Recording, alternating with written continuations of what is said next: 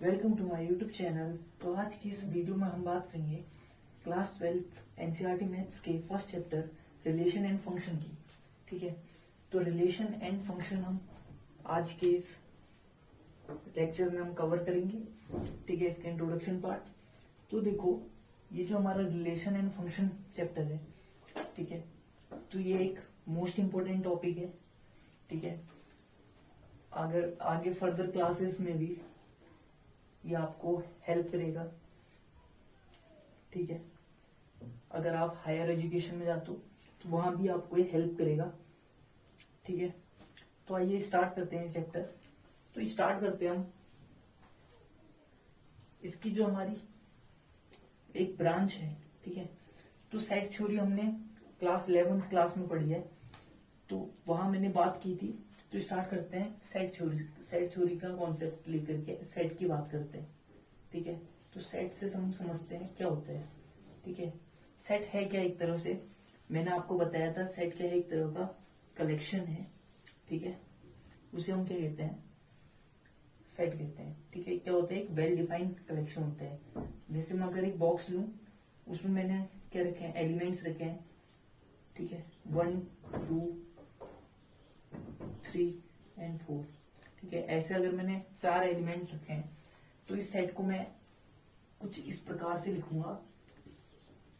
ए नाम का सेट है जिसमें हमारे एलिमेंट्स के हैं 1, 2, 3 एंड 4। ठीक है, यानी कि ये सेट की एक डेफिनेशन को सेटिस्फाई कर रहा है। ठीक है, a collection of well defined object is called set. ठीक है, तो सेट है क्या, डेफिनेशन हम आपको क्या समझ आई, अ कलेक्शन ऑफ, ठीक, ये क्या है, संग्रह है, a collection of well defined objects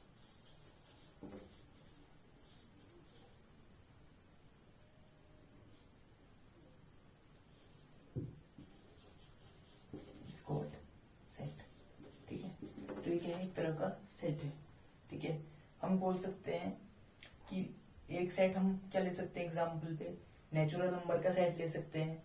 ठीक है, होल नंबर का सेट ले सकते हैं। तो ऐसे हम क्या करेंगे, सेट की डेफिनेशन को जो सेटिस्फाई कर रहा है वो हमारा क्या होगा, एक सेट होगा। ठीक है, आपको अगर सेट थ्योरी के बारे में अगर ज्यादा जानना है तो मैंने वहां एक वीडियो लेक्चर डाला है क्लास 11th का।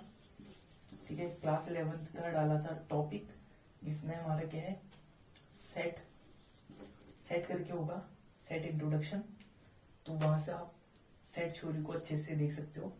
ठीक है, तो अगर मैं अब आता हूं मैं, ठीक है, इसको नोट कर लो।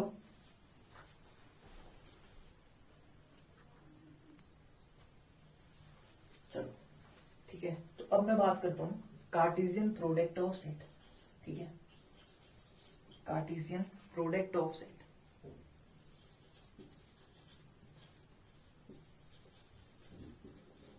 ठीक है, ये आपने पढ़ा है। ठीक है, आप पढ़ के आए हैं, इसको थोड़ा अच्छे से समझ लीजिए। ठीक है, तो ये कार्टेशियन प्रोडक्ट ऑफ सेट क्या कहते हैं, यानी कि ए क्रॉस बी कहते हैं ना। डिनोट कैसे करते हैं, इसको हम डिनोट करते हैं, denoted by A cross B. ठीक है, अब देखो कहने का मतलब क्या है। अब जैसे मान लो हमारे पास, ठीक है, जैसे मैं एग्जांपल ले रहा हूं पहले, ठीक है, फिर डेफिनेशन को फिर बताऊंगा। ठीक, तो एग्जांपल मैंने लिया, जैसे हमारे पास 2 सेट हैं। ठीक है, ए सेट है हमारा, मान लो 0,1 और बी सेट है हमारा 1,2। ठीक है, तो देखो एक सेट था हमारा ए और एक सेट था हमारा बी। ठीक है, ये सेट है हमारा ए, ये सेट है हमारा बी। इसके अंदर एलिमेंट थे 0, इसके अंदर था 1, 0,1 1,2। ठीक है, तो ए क्रॉस बी में कैसे एलिमेंट बनेंगे, देखो ऐसे पेयर बनेगा, 0 का 1 के साथ, फिर 0 का 2 के साथ। ठीक है, इस प्रकार से हमारे क्या बनेंगे, पेयर बनेंगे। ठीक है, ये जो हमारे क्या है, ऑर्डर्ड पेयर है।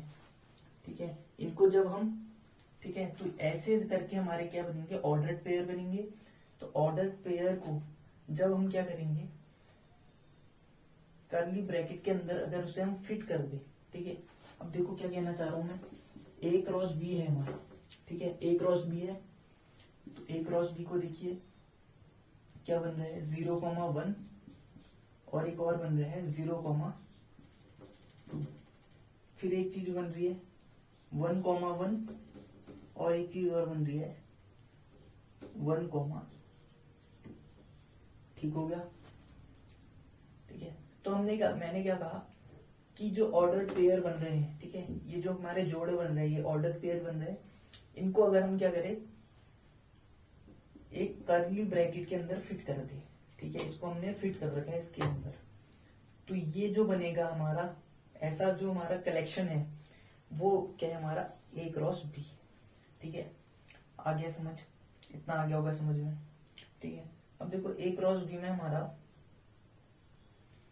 आप खुद गौर कर रहे होंगे, ठीक है, ये जो हमने ऑर्डर्ड पेयर लिया है, इसमें 0 जो है वो किसका एलिमेंट है, सेट ए का, यानी कि 0 जो है बिलोंग कर रहा होगा सेट ए में, और 1 जो है किसका एलिमेंट है, ठीक है,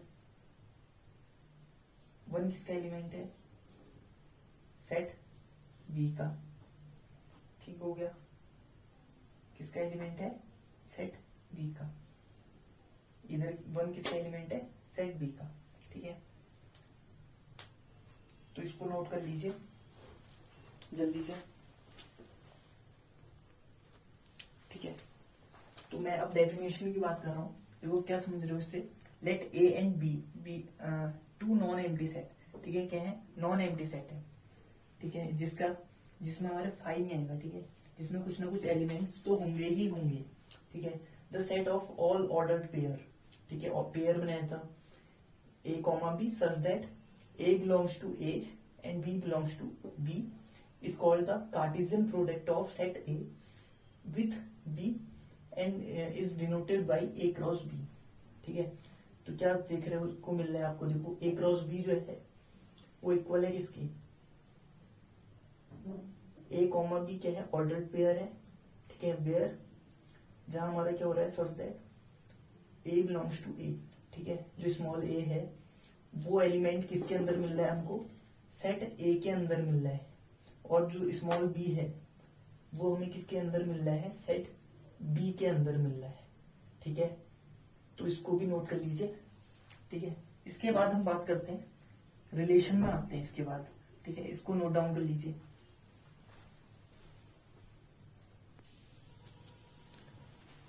तो देखिए, अब देखो रिलेशन की बात मैं कर रहा हूं।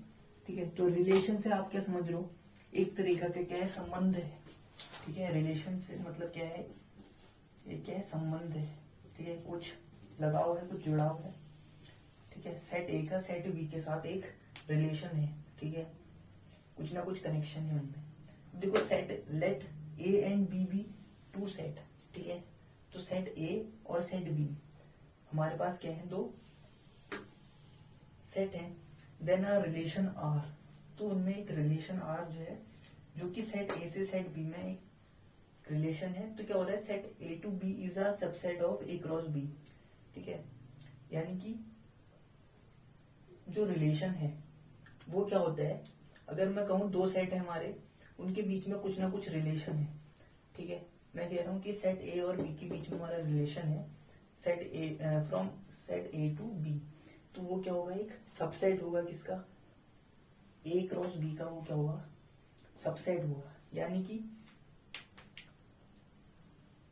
समझ ही रहोगे, यानी कि इन दोनों के एलिमेंट्स क्या होंगे, मतलब हमारे जो रिलेशन में जो हमारे क्या आएंगे, एलिमेंट्स आएंगे, वो किस में मिलेंगे हमको, ए क्रॉस बी में भी मिलेंगे। ठीक हो गया। अब देखो एग्जाम्पल, ठीक है, एग्जाम्पल लेते हैं। ये देखना, जैसे मैंने सेट ए लिया, मैंने कहा 1 2 3, ठीक है, और सेट बी लिया मैंने 1 4 और 9। ठीक हो गया। हमारा इसका कुछ इस प्रकार से बन रहा है, A comma B such that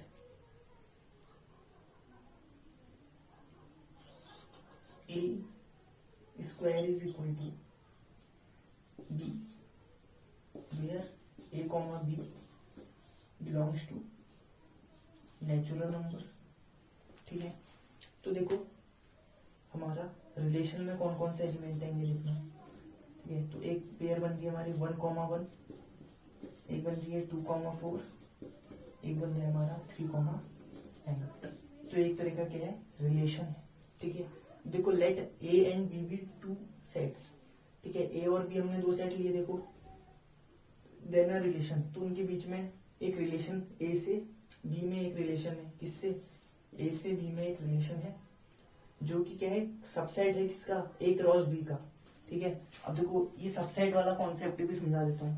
अगर मैं ए क्रॉस बी लूँ तो इसमें, ठीक है, अगर मैं ए क्रॉस बी लूँ इसमें, ठीक है, क्या बनेगा, देखो 1,1, 1,4, 1,9। ठीक है, फिर आएगा हमारा 2,1, 2,4, ऐसे 2,9, 3,1, 3,4, 3,9। ठीक हो गया। तो देखो रिलेशन में हमारे कितने एलिमेंट्स है, एक है हमारा 1,1 पेयर मिल रखा है, एक पेयर है हमारा 2,4 और ये 3,9।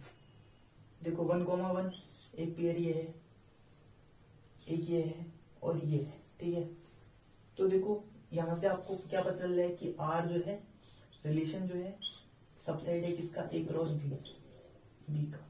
क्यों है, क्योंकि इसके एलिमेंट जो है वो किसमें उपस्थित है, ए क्रॉस बी में। ठीक है, इसे नोट डाउन कीजिए। ठीक है,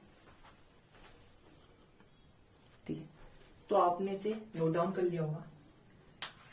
तो अगले लेक्चर में हम क्या सीखेंगे, टाइप्स ऑफ रिलेशन हम पढ़ने वाले हैं नेक्स्ट लेक्चर में। ठीक है, टाइप्स ऑफ रिलेशन। ठीक है, ये बनाई वीडियो इसलिए थी ताकि आपको इसको एक इंट्रोडक्शन पार्ट मिल सके। ठीक है, बेसिक चीज आप समझ सके। ठीक है, फर्दर हम आगे बढ़ेंगे नेक्स्ट लेक्चर में। ठीक है, वीडियो अच्छी लगे तो लाइक कीजिए। ठीक है, एंड थैंक्स फॉर वॉचिंग।